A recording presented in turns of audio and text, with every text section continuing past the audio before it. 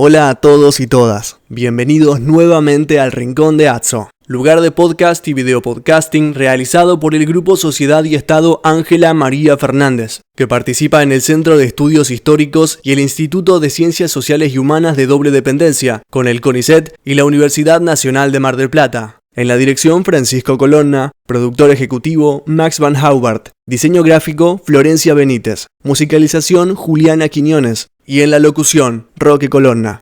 Los distintos capítulos del Rincón de Atso los encontrarás en el canal de YouTube de Aportes de la Historia y en iVoox.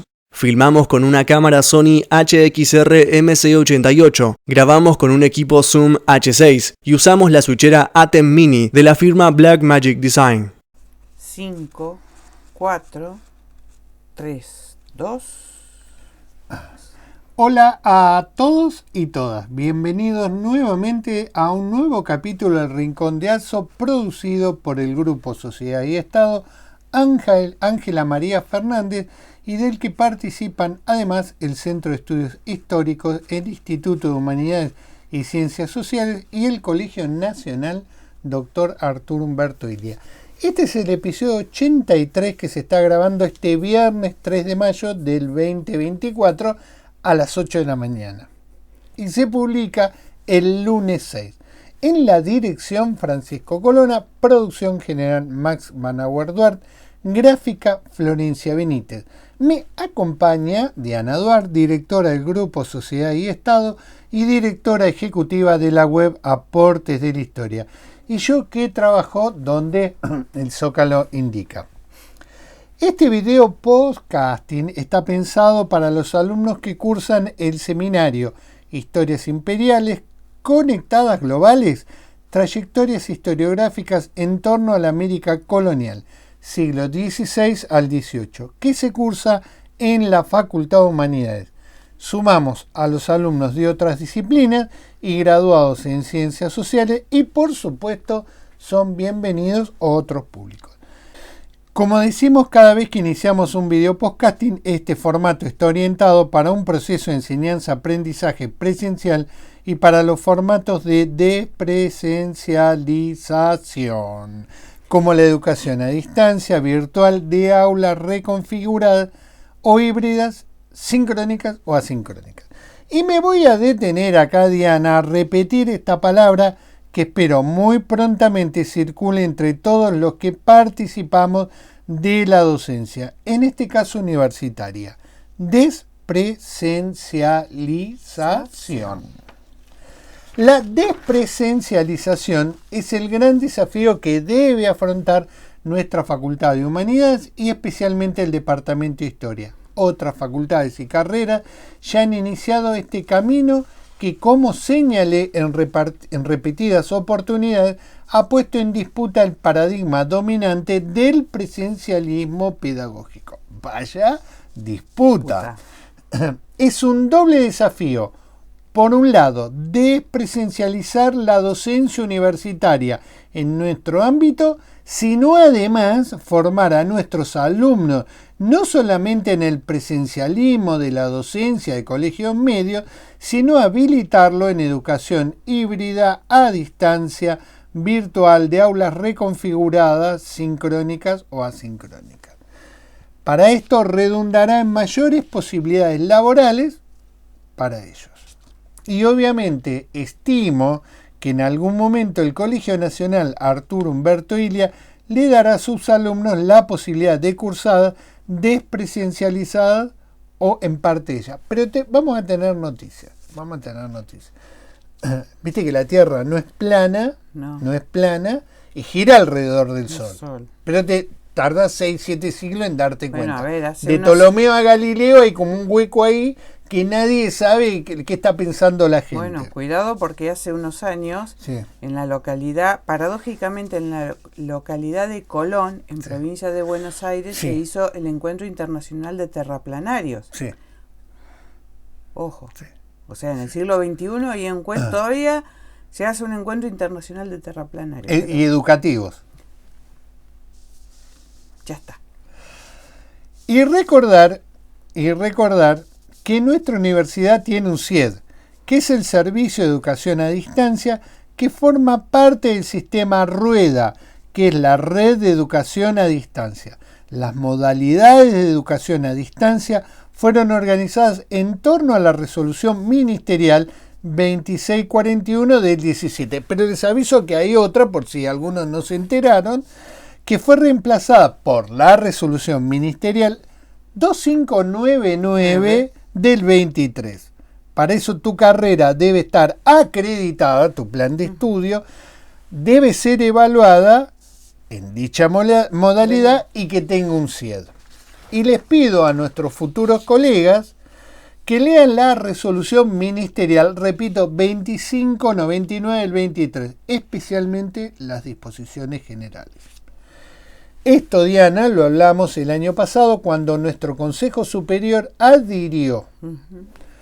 Para ir finalizando, voy a extraer una cita que la tomé de la lectura obligatoria del curso que dicta el CIED Universidad Nacional de Mar del Plata, denominado Aproximaciones Teóricas y Referencias Operativas de la Educación Universitaria a Distancia. Y voy a citar: en las universidades, esta opción pedagógica ha estado y está orientada a la igualdad de oportunidades educativas y a la democratización de la educación en el nivel superior.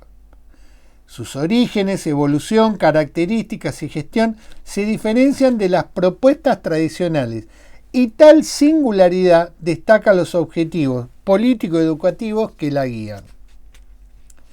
Yo creo que ahí hay una referencia muy clara a la igualdad de oportunidades. Sí.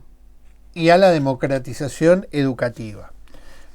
¿Qué quiero decir con esto? Que si vos tenés un alumno o un docente que tenga certificado de discapacidad, cursar una modalidad a distancia, saliendo del paradigma del presencialismo donde el aula todo queda y nadie se distribuye y difumina, sería muy importante empezar a pensar en estas dos palabras que para mí son muy importantes, que es la igualdad de oportunidades, porque nosotros como universidad damos igualdad de oportunidades con el ingreso irrestricto y la gratuidad, y la democratización de la enseñanza universitaria, que no solo debe ocupar el ámbito del presencialismo. Y me detengo, Diana, porque no quiero seguir diciendo cosas correctas. Discúlpenme un poco la dicción, pero estoy en una etapa de adaptación con mi audífono que me deja bastante... Con el soporte tecnológico. El soporte tecnológico. Yo tengo una curiosidad con respecto a qué pasó con el pimentero, porque te veo bastante enojada. Les cuento, yo soy una persona que no tiene paciencia, pero con los años me he vuelto bastante paciente. No sé por qué. Será porque escuchaba poco, entonces no entendía una parte de lo que me decía. Y Diana era una persona que era como un Buda. De repente las cosas fueron mutando realmente. Diana se ha transformado en una persona con poca paciencia, no sé por qué, yo no tengo nada que ver ni soy culpable, pero bueno, ¿qué pasó con el pimentero? Viste que el pimentero hay distintas maneras de manejarlo. Vos pones poca pimienta, sí.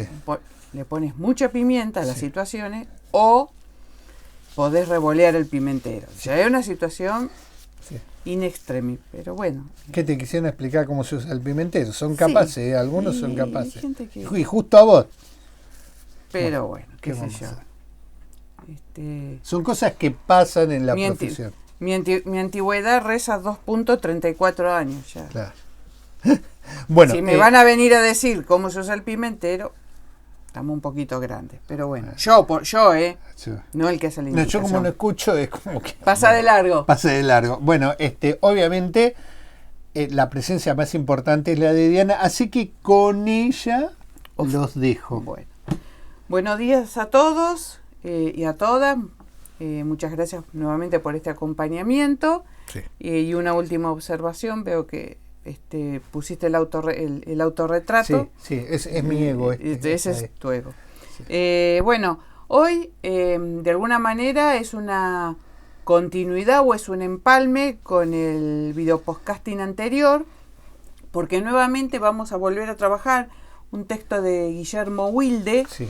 En este caso es un artículo publicado en la revista Historia Crítica, número 69 del año 2018, y el título es La agencia indígena y el giro hacia lo global.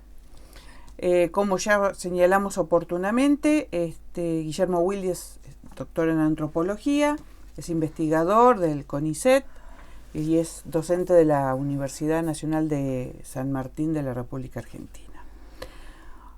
Bueno, el artículo en cuestión, que la verdad es muy interesante porque ha logrado condensar una cantidad de cuestiones no menores respecto a lo indígena en la historia global, en donde él, en función de los referentes historiográficos a los cuales él después hace mención, no es lo indígena en el sentido solamente americano, sino que es en el sentido de las políticas imperiales. Claro.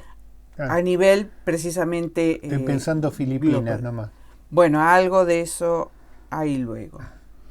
Entonces Wilde señala que la agencia indígena, en el tratamiento que recibe en la historia, en la antropología histórica latinoamericana, se ha ido articulando, se ha intentado articular en el giro hacia esta historia global. El artículo en general tiene una primera parte en donde trata de abordar de una manera puntual pero sintética la agencia indígena y las formas de conciencia histórica no occidental. En un segundo momento, la agencia imperial, ¿no?, y su desplazamiento hacia los estudios sobre fronteras iberoamericanas, y en un tercer momento las circulaciones globales de personas, de textos y objetos y el desafío que presentan en la agencia indígena. Entonces, yendo un poquito a la primera parte sobre esta idea de la agencia indígena y las formas de conciencia histórica no occidentales, dice, hay un primer momento que estuvo representado dentro de la historiografía por la visión de los vencidos que llevaron adelante León Portilla y Nathan Bastel. Un segundo momento en donde se da voz y se habla de la capacidad de los nativos para poder elaborar respuestas y estrategias. Y un tercer momento, ¿no?, en donde se comienzan a hablar de formas híbridas o mestizas en la identidad de ese encuentro colonial. ¿En qué momento se dieron el auge de cada una de ellas? Bueno, en el caso de la primera, de la visión de los vencidos, por supuesto fue la década de los 70 y de los 80, donde empezaban los modos de producción, la expansión del sistema mundo. En la década de los 90, ya vamos a ver que se observan más las dinámicas locales, sí, los procesos de mestizaje, de hibridación, de etnogénesis. Pero para allá los años 2000, ¿no es cierto?, se empiezan a hablar de circuitos globales y es cuando se empieza a mencionar la primera globalización cultural. Sí. O sea, los 70 van con el primer momento, los 90 con el segundo y el inicio del siglo XXI con las formas de hibridación. Ahora, el nuevo giro hacia lo global presenta dilemas para el tratamiento de la agencia indígena. ¿Por qué? Porque esa agencia se invisibiliza, se hace mucho menos explícita, es menos relevante en el contexto de las interconexiones globales. En el análisis de situaciones circunscriptas a la interacción, hay un desafío para expandir la escala sin cosificar la antinomia local-global. Lo de cosificar lo digo yo, o sea, la palabra que él utiliza es reificar. La cosificación es algo que también está muy presente en la teoría marxista, ¿no? Sí. Entonces acá tenemos antinomias, local-global, micro-macro, individual, social. Pero en realidad él señala, estas antinomias tienen en el fondo un continuum analítico que van a ir respondiendo preguntas generales a partir de situaciones locales. Este es el juego, como desde situaciones locales las enlazamos, él habla después de una malla explicativa para poder observar lo global. Sí. Entonces dice, este artículo intenta discutir algunos incentivos recientes a partir del recorrido historiográfico que coloca la situación actual en perspectiva y propone 2 puntos. Resituar este campo ante los desafíos que plantea el nuevo giro hacia lo global, representado por el estudio de la circulación de personas, textos y objetos.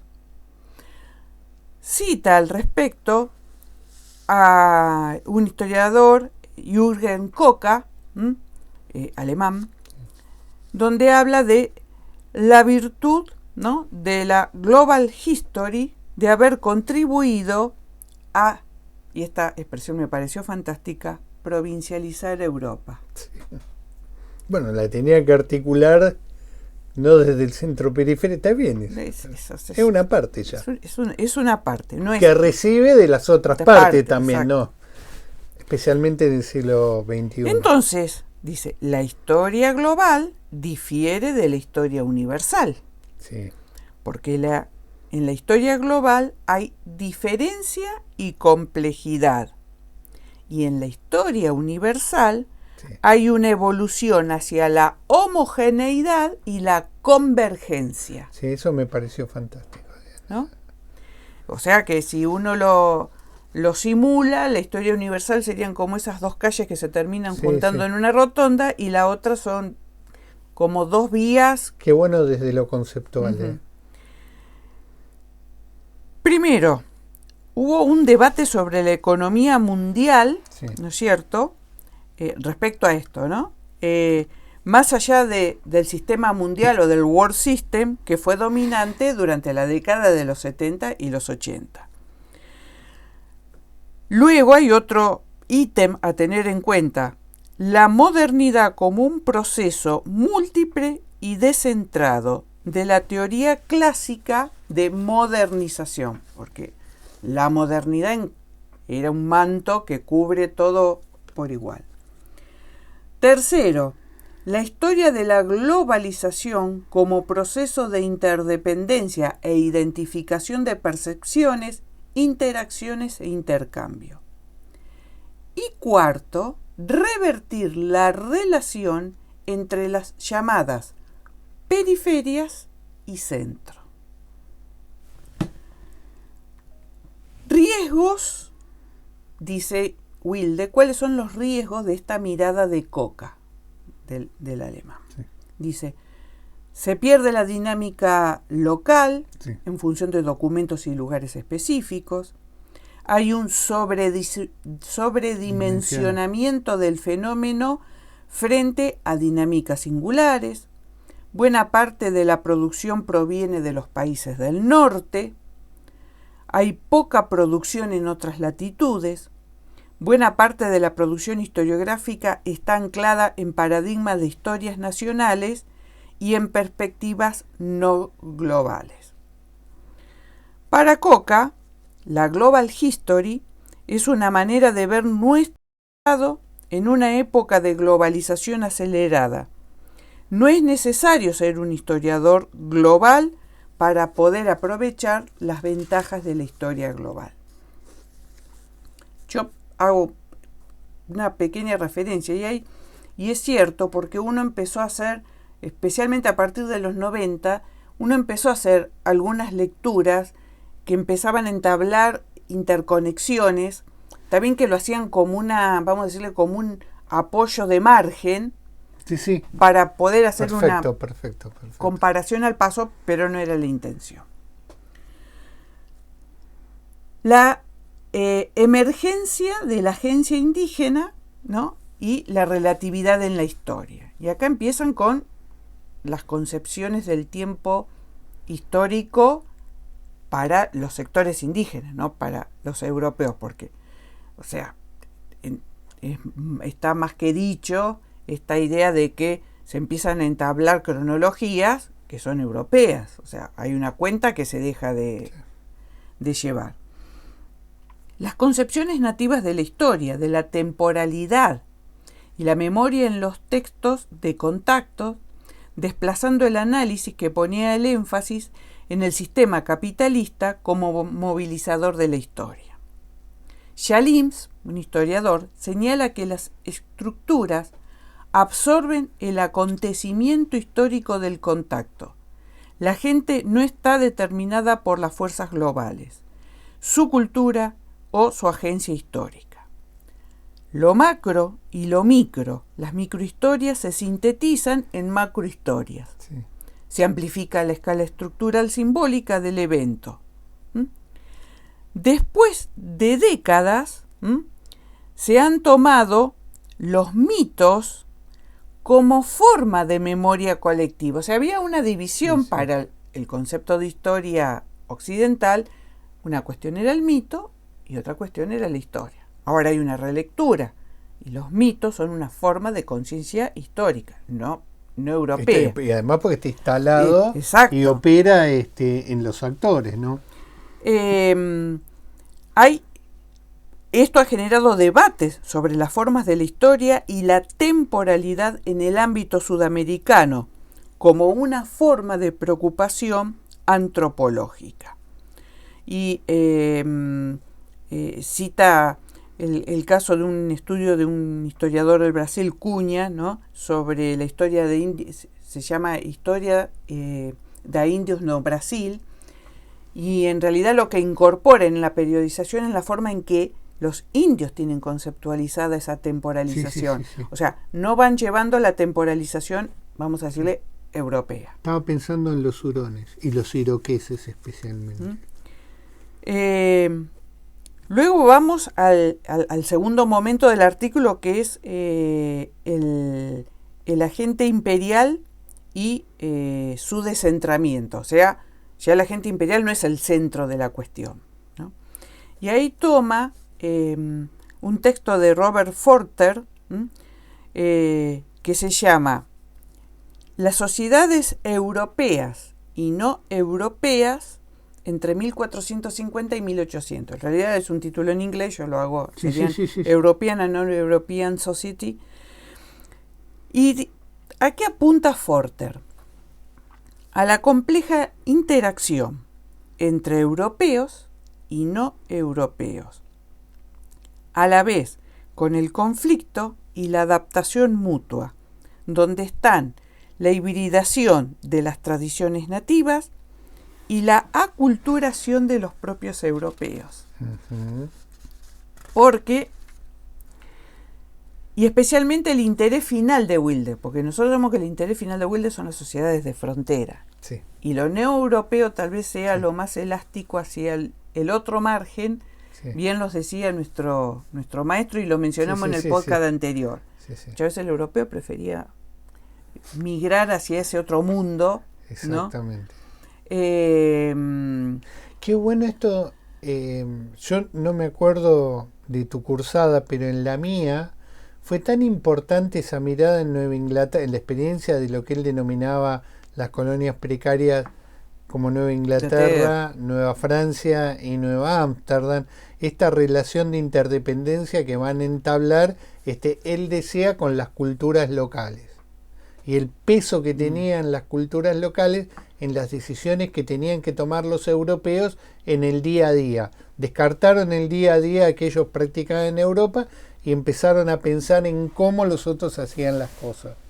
85, ¿eh? Sí. 85. Vos sos 86, vos contaste 86. Forster señala que hay modelos de expansión colonial y las primeras discusiones comenzaron a darse en torno a cuestiones de género y clase.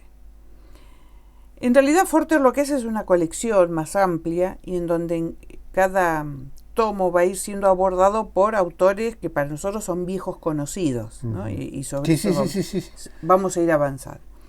En este volumen, lo que observa, el que elabora él, es la agencia indígena y los modelos globalizantes, las representaciones europeas del otro en el proceso de expansión más que las propias reacciones indígenas. O sea, está focalizado en el impacto sobre el europeo.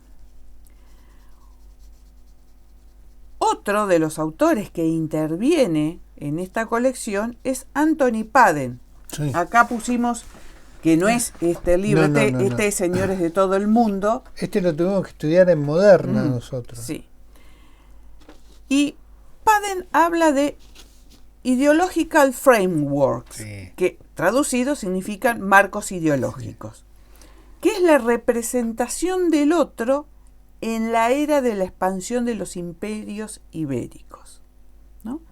Hay una unidad de la naturaleza humana y la diversidad de las costumbres. ¿Cómo se encastra eso en una explicación? Hay un desarrollo de herramientas intelectuales, hay un esfuerzo, metodológico, para poder clasificarlos y eventualmente comprenderlos. Sí.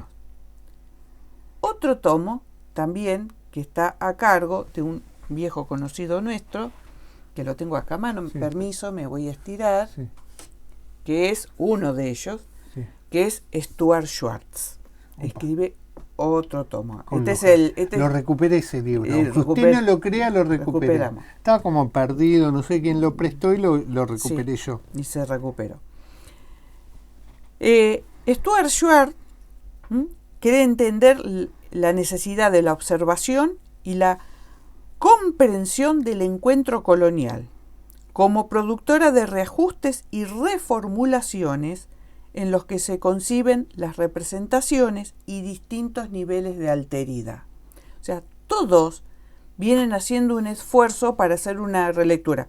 El tema, como dice Wilde, queda por delante un largo camino teórico y metodológico para encastrar estos mundos. Luego, otro viejo conocido nuestro, hay otro tomo que lo van a escribir Pierchman y Hauser, que hicieron un enfoque sobre los imperios y el giro crítico que el estudio de los imperios tuvo en la década de los 90. Sí. Por un lado hubo una corriente en donde los imperios tienen un carácter, o sea, eran analizados bajo este paraguas. Los imperios tenían un carácter indeterminado, ambivalente, contradictorio de los proyectos imperiales. Incluyen o excluyen al mismo tiempo a los colonizados.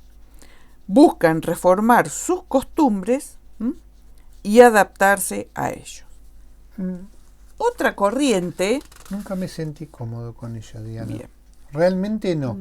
¿Y sabes por qué? Porque para mí era como una vuelta a una historia institucional, que obviamente no es así, pero tuve esa primera percepción a esa historia institucional que nosotros padecimos durante mucho tiempo y que en parte yo estudié en la facultad. Pero obviamente no era así, eran otros marcos teóricos, otras cuestiones que miraban más sus prácticas, esos agentes, pero me hizo sentir muy incómodo el texto. Otra corriente lleva adelante los aspectos conciliatorios y colaborativos entre colonizadores y colonizados, en donde lo que se busca, ¿no?, es observar la no dominación, el binomio dominación-resistencia. Lo que se busca en esta corriente es la interacción, el diálogo, el encuentro, la negociación, la participación conjunta con intereses dispares.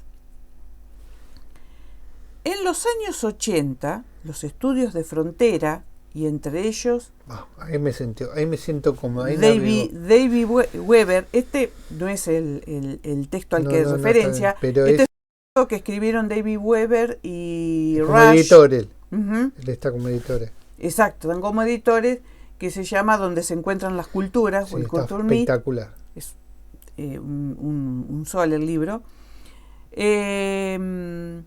Los estudios de frontera que lleva adelante Weber es una influencia muy importante en la historia iberoamericana.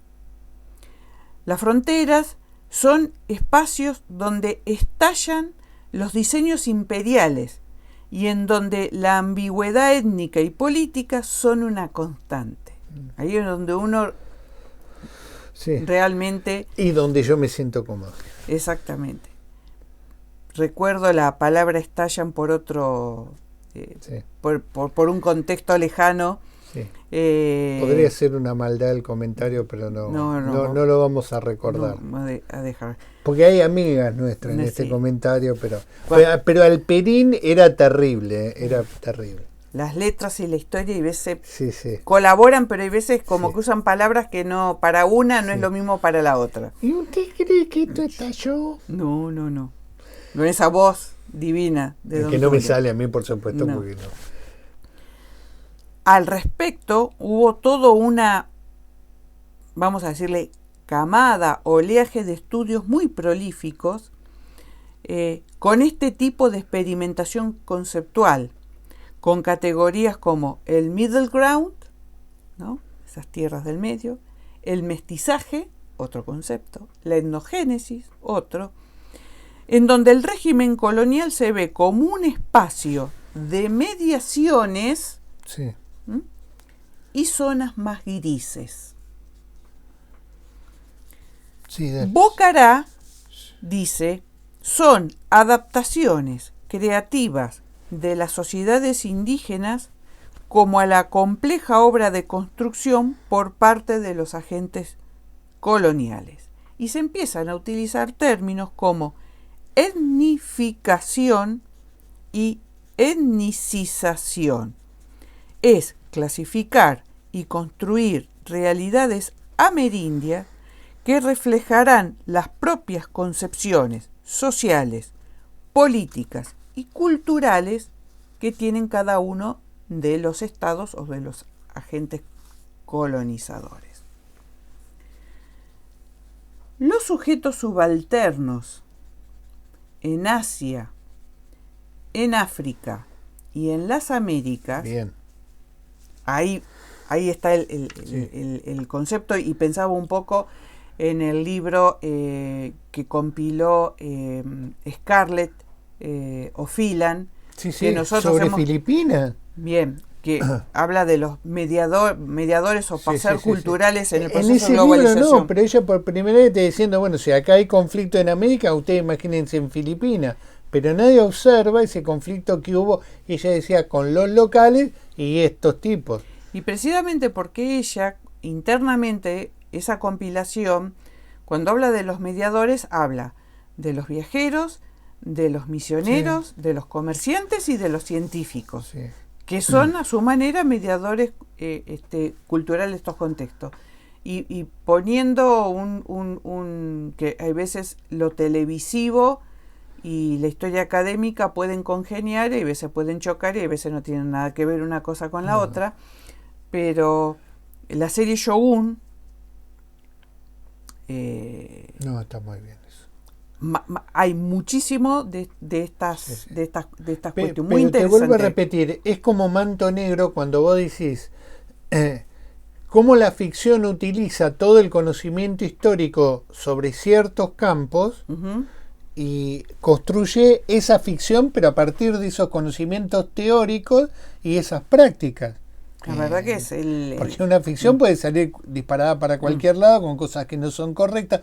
Hollywood no tiene acostumbrado a estas cuestiones, pero cuando te encontrás con joyas como Shogun o como Manto Negro, ahí te das cuenta que hay escritores de ficción o de historia literaria, como dicen los canadienses, que tiene un dominio muy amplio de la teoría o de las tesis historiográficas sobre cómo comunicar ese mundo que ellos van a describir.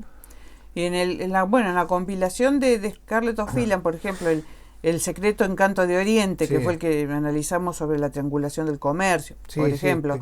Pero después la circulación de conocimientos, ¿no? Como verdaderamente, no solamente Europa, sino en el caso de Asia, tratan de construir un concepto, una idea de lo que está sucediendo en el globo una vez integrado todo el espacio, el desconocido que es América, y a partir de ahí el tipo de circulaciones que se dan. La verdad ¿Sabés lo que yo siempre me costó mucho en el secundario? Esto es producto de la historia nacional que mira, como vos decís varias veces, la atlantización de nuestra historia y la desconexión del Pacífico. Y cuando uno trataba de decir que ese imperio estaba conectado por estas vías, que puede ser lo que hoy es la República de Chile, y cómo se conectaba con los territorios del Virreinato del Perú y después del Virreinato del Río de la Plata, vos veías asombro, ¿me entendés? Porque decías, si nosotros vamos a sostener una desconexión, nosotros no estábamos en algún tipo de unión comercial con el Pacífico. Y cuando uno, te digo, que llevaba mucho tiempo, no te digo a veces forzar, porque obviamente los chicos son muy rápidos, y te decían, claro, es por ahí, les decía yo. Si usted lo desconecta, no existe. Ahora, si lo conecta, es como que está leyendo la parte impar del libro. Lo que nos falta a nosotros, claro, es como porque se sorprendían con Cepeda Sadurian, porque decía, pero ¿cómo los comerciantes de Santiago y de Valparaíso cruzaban la cordillera, iban a Tucumán para comerciar con Potosí?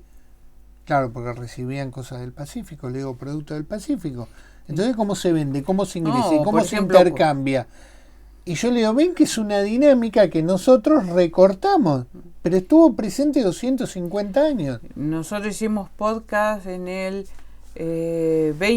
22 sobre el tema de globalización en función del eje económico, y veíamos esos espacios ausente. Y te digo que los ejes geohistóricos, y escribimos varios textos escolares con fuentes que ustedes pueden consultar, con poner Pacífico, los trabajos de Bonialian y Hausberger.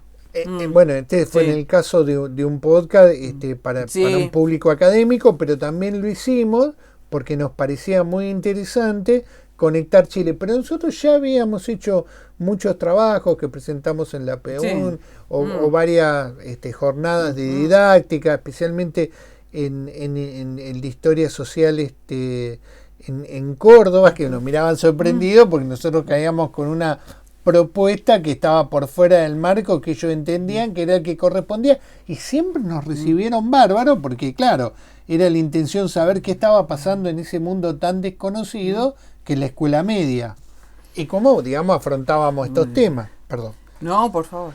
Bueno, los sujetos subalternos en Asia, África y las Américas, dice Wilde, negociaron frente a la imposición de los imperios ibéricos orientados a relocalizar poblaciones, transformar territorialidad y nuevos regímenes de trabajo.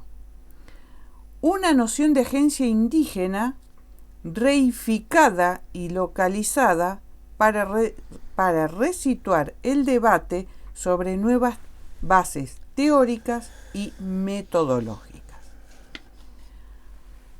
Con lo cual, sobre eso, por lo menos, y vuelvo a reiterar, lamentablemente nosotros no tenemos una historia de Asia y África que nos permita entrar en este juego comparativo. Nuestras únicas referencias son los trabajos que se hacen sobre el continente, nuestra historia americana. Claro. Y ahí, como dirían, hasta por ahí nomás. Y hasta por ahí, porque por ejemplo... Bueno, fíjate vos, la historia de México solo es el puerto de Veracruz. O por ejemplo, no tenemos una historia de Centroamérica, o sea, Centroamérica es como que pasa muy lavado en este proceso también. No. En un momento en la historia americana contemporánea había 2 prácticos sobre Centroamérica. Bien. El tercer punto que analiza Wilde, y que lo habíamos citado al inicio, es la circulación de personas, textos y objetos en este proceso de global. La circulación atlántica y pacífica de personas, textos y objetos fueron una alternativa de estudio muy interesante en los últimos años. Los actores indígenas, ¿no es cierto?, en un principio en los estudios tendían a desaparecer, porque tal vez no participaban en los grandes circuitos de circulación de personas. Sí lo hacen los misioneros, los comerciantes y los viajeros, hasta que uno, por supuesto, hay que ir a buscar esos otros que son llevados a Europa.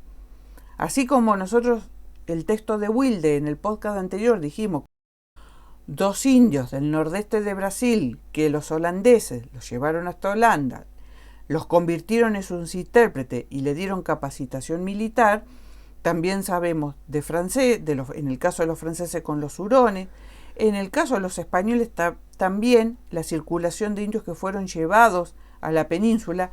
Es cierto que en muchos casos japoneses que fueron llevados a Europa, ¿no? Hay una cita en Aportes, una traducción de un príncipe que fue con su corte hasta a España y después al Vaticano. Entonces, al respecto, ¿no?, de esta, o sea, la agencia indígena está invisible en estas rotaciones. Claro. Pero ya no es anecdótico, esto. ¿Ves? Ya está integrado. Este caso, este ejemplo de micro, como vos quieres, está integrado a una historia más macro. Por eso me acordaba de esto de los misioneros, los comerciantes y los viajeros, y le tendríamos que agregar los científicos, que es el caso de la compilación, las 4 divisiones que utiliza Scarlett O'Phelan en la compilación. Hay un texto de Nancy Van Deusen, ¿no?, que dice, habla de pensar la indianidad como un proceso de interacciones locales y globales. ¿Mm? Por ejemplo, los estudios de esclavos indígenas que llevan sus reclamos ante la justicia hasta la instancia en la península, o sea, a la justicia peninsular. El tema de indio como un concepto muy general, en esa palabra puede estar refiriendo a China, a India, a Brasil, al Caribe, a México, a Perú o a todo el Pacífico en sí mismo, o sea, pensando también en Filipinas. Estaba pensando en el trabajo notable de Boxer, que hemos hecho un par de traducciones sobre Luanda y Japón. Portugal como talasocracia. Claro. Sí. Se adelantó sin saber que iba a integrar un marco más interesante de historiográfico y de preguntas que él ayuda a responder. El indio, en las palabras en la concepción de Van Deusen, ¿no?, dice, es una identidad que no remitía a una homogeneidad cultural, sino a un paisaje transimperial. O sea, no es una cuestión de homogeneizar cultura, no, es un país, o sea, lo indio es algo que los europeos ven en general alrededor del globo. La especificidad espacio-temporal tiende a eclipsarse en la circulación global. Perfecto. Al respecto hay un gran corpus de textos de 2 tipos. Uno es una clasificación, están esos textos que clasifican a las sociedades indígenas en función de su conversión religiosa. ¿no? Entonces los que se convirtieron más rápido, menos rápido, los que fueron más hostiles, ya sabemos cómo funciona. En donde la misión global, ¿no?, es una función universal. Al respecto también hicimos un corto sobre la función de la misión en la globalización. Después hay un segundo corpus de textos prácticos a ser utilizados en los espacios de misiones fronterizas, en donde se explica cómo se interactúa con los indígenas. Y ya no es tanto el tema de la evangelización, no, es un manual de instrucciones de cómo relacionarse, cómo interactuar, y ahí, de alguna manera, y Wilde tiene es su objetivo, los jesuitas tienen una cuestión, por un lado está pero por el otro lado tienen ese manual donde dice, bueno, sus costumbres son así, cómo fueron los acuerdos, cómo se organiza tal y tal cuestión. El saber misionero, dice Wilde, tiene un potencial que debe ser explotado. Y eso lo vimos nosotros en el podcast anterior. No lo tomemos solamente como una cuestión religiosa. Hay una escritura, hay un género misional que debe ser releído. Ahora pasamos a los objetos, porque dijimos circulación, ¿no es cierto?, de primero personas y ahora de textos, que fueron esto, y ahora vamos a los objetos. Hay una producción de objetos en el contexto colonial. Hay tradiciones materiales, técnicas introducidas desde afuera, con nuevos sentidos locales. O sea, pensemos que así como hay objetos que circulan de Oriente hacia América y que de América llegan a Europa, y que los europeos, para abaratar costos, por ejemplo, intentan imitar, sabemos muy bien que en Europa trataron de imitar porcelanas o telas orientales para poder venderlas. Es cierto que había ahí la muletilla es el engaño, pero todos o intentan incorporar técnicas y materiales para seguir haciendo lo que hacían antes, o tratan de hacer aquellos que hacían antes con nuevas metodologías. Copian la marca, ¿no? Era como una salada, pero en Europa, los ingleses, sí. Dice, entonces con nuevas técnicas introducidas desde afuera con nuevos sentidos locales. La materialidad de los objetos nos hablan de las interacciones y de las circulaciones que son generalmente invisibles. La agencia indígena no se hace visible por un estilo o por elementos propios, sino permanece invisible en los materiales, en las técnicas con que se construye el circuito social que les dio origen. Y de hecho, si nosotros pensamos en algunos formatos, por ejemplo, de adornos, especialmente en la arquitectura, que se los ponían, o sea, se traía el formato original que hacía el artesano europeo, y luego eso se hacía reproducir por aprendices indígenas. Y los aprendices indígenas le incorporan a eso una particularidad. Bueno, sí, es una reproducción, pero está circulando una reproducción que va a tener algunos elementos propios, mediados por otras cuestiones. O también muchas veces técnicas europeas que incorporan materiales americanos y que ven que les dan mejor resultado que el material que utilizaban en Europa. ¿Sabés de qué me estoy acordando? Cito varias veces a Van der Donck, porque él decía que había cosas que quería intercambiar con las sociedades de Manhattan, y él dijo, bueno, lo que hay que copiar es el wampum, porque si nosotros le traemos tela, ellos no quieren tela, quieren wampum. El wampum era un objeto que para los Manhattan eran preciosos y que servía para comerciar.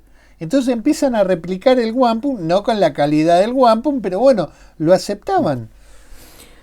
Entonces, hay un estudio de dos historiadoras, Leibshon y Mundin, sí, que piensan toda esta circulación de objetos, de la materialidad de los objetos y sus mediaciones para el circuito transpacífico entre Nueva España, Filipinas y China, ¿no?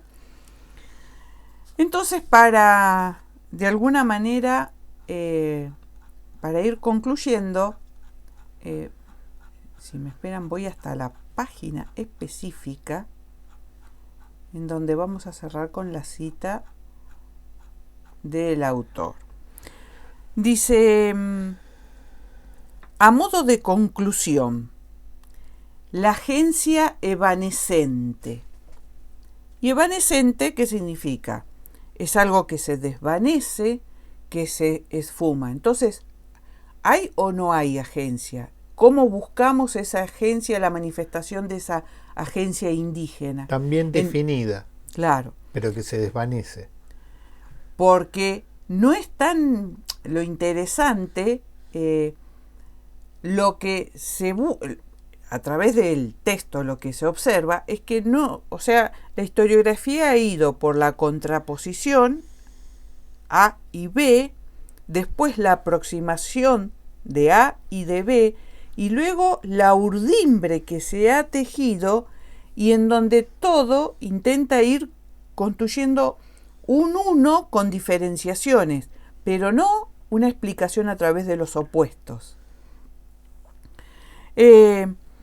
Primero, dice Wilde, hay una necesidad de construir definiciones complejas de situaciones en que la agencia indígena no es ni evidente ni explícita, pero está inmersa en una urdimbre social que se encuentra en movimiento. ¿Qué mediaciones hay? ¿Cuál es el significado histórico? Debemos repensar los conceptos de sociedad y de cultura para poder reescribir, ¿no es cierto?, esta línea que hay que construir con mucho trabajo. Y cierra así Wilde. Parece necesario, esto está, sí. Con esto cierra él su conclusión. Dale. Parece necesario retomar el tratamiento que la microhistoria y cierta antropología le dieron a estos temas en su momento, haciéndolas confluir con la Connected History, la historia conectada, y eventualmente con la Global History, historia global, en un programa de análisis cuya eficacia podrá comprobarse en la investigación empírica. El horizonte resulta muy estimulante, aunque por ahora incierto. Bien. Me estoy acordando de un profesor que realmente aprendí mucho cuando hablaba del fin de la microhistoria, ¿no? Y se estaba refiriendo a Europa, y yo le marcaba esta cuestión, ¿qué pasaba con esta cuestión de ruptura que había, aunque era una ruptura amistosa, entre annals y los microhistoriadores, ¿no? Uno era más en conjunto y otros mirando un objeto. Es lo que decía Hochman, unos miran la historia a través de un telescopio y otros a través de un microscopio. Pero él planteaba el divorcio. Ahora, fíjate vos qué interesante lo que dice este autor, que en el anterior podcast que vos hiciste y este de hoy, trata de recuperar los trabajos microhistoriográficos. Ya no de la perspectiva que puede tener en Europa, sino de una historia global. O sea, es necesario tener estos estudios globales microhistóricos para poder comprender ese proceso. De hecho, de hecho, a lo largo del texto, ¿no es cierto?, acá por una cuestión de tiempo y no entrar en mucho detalle, siempre hay un guiño, claro, ¿no? Es permanente. Una referencia a tomar en cuenta. De hecho, él cita en distintas oportunidades a Ginsburg en el podcast anterior, en los textos que trabajaba. Pero habrá muerto, digamos, ese intento de conexión en Europa, con una historia más amplia, a esta limitado un foco, como dije, pero fíjate cómo está reverdeciendo acá a partir de otro concepto que es la historia global, y que habla de la necesidad de conectar estas historias locales con otros procesos. Yo, sabés que con la cuestión de la historia institucional, disculpame te interrumpí, estaba pensando también que cuando vuelve esta historia institucional, o si vos querés esta nueva historia política, es un poco el desconocimiento que nosotros teníamos de la filosofía política, ¿no? Que nos llevaba a ahondar a cuestiones que nosotros no nos habían formado, y tuvimos que hacerlo muy rápidamente. Había una nueva historia política, había una filosofía política que estaba dando nuevos marcos y desplazando los viejos saberes de esa historia institucional que tanta urticaria daba, y que además ayudaba a explicar estas conexiones entre la sociedad y el Estado, ¿no? Me encantó, Ñañi. ¿Puedo pasar dos parroquiales? Pasemos parroquiales. Ya publicamos, como prometimos, las circulares 3, 4, 5, 6 y 7 de las órdenes de captura o el hágase saber. Lo van a encontrar en Aporte y la Historia, pueden leerla. Hay una traducción que estamos tratando de mejorar al inglés, al francés y al alemán. Pero bueno, ya están ingresando de manera muy sistemática. No sabemos quiénes, pero sabemos que hay muchos clics ahí. Y después también, van a salir circulares no esta semana que viene, sino la próxima. Vamos a tener un capítulo de fotografía en el aula el miércoles, que va a ser el segundo. Fue esta idea de reenfocar la didáctica de la imagen en el aula, o sea, darle otra perspectiva analítica para poder trabajar una fuente como es la imagen fotográfica. Y sí, se lo voy adelantando porque me preguntaron mucho. Vamos a hablar del lenguaje fotográfico, que es algo que está totalmente ausente en la forma paradigmática como se aborda esta fuente, que muchos dirán que es una cuestión técnica. Bueno, es como sacarle el pincel un pintor a Picasso, pero bueno, a Rembrandt. Vos imaginate, tenemos iluminación Rembrandt. Los fotógrafos han adoptado ese criterio de iluminar de esa manera, pero bueno, vamos a trabajar sobre el lenguaje audiovisual y fotográfico. Bueno, Diana, te agradezco que me hayas permitido decir lo que quería decir sobre la despresencialización, que para mí es muy importante. No voy a decir las causas porque es importante, pero sí es importante. Es importante también que los docentes universitarios transitemos este camino y también que formemos a nuestros colegas en ese camino. Más sobre todo yo lo hilaba con la reforma del estatuto de nuestra universidad, cuando en su objetivo inicial dice, claro, tiene por misión el ingreso, la permanencia y la promoción. Y la permanencia y la promoción va a depender también de poder incorporar estas cuestiones. Y para mí, digamos, esto que yo dije, que es una cita, en las universidades, esta opción pedagógica por la educación a distancia ha estado y está orientada a la igualdad de oportunidades educativas y a la democratización de la educación en el nivel superior. Para mí esto salda muchas cuestiones de personas que se niegan. Está bien que el entusiasmo de uno no es el entusiasmo de otro. Conectar nuestro entusiasmo o mi entusiasmo con otro entusiasmo, y como dijimos una vez, utilizando una frase de los que producen contenidos audiovisuales, que la distancia más larga es la del desinterés. La del desinterés, la falta de interés. Bueno, como siempre le decimos, muchas gracias por acompañarnos. Ya saben, si les gustó, le dan un like o un me gusta, dependiendo del idioma. Nos vamos a ver. Y si le pones no me gusta, ya sabemos quiénes son porque tenemos la posibilidad de hacerlo.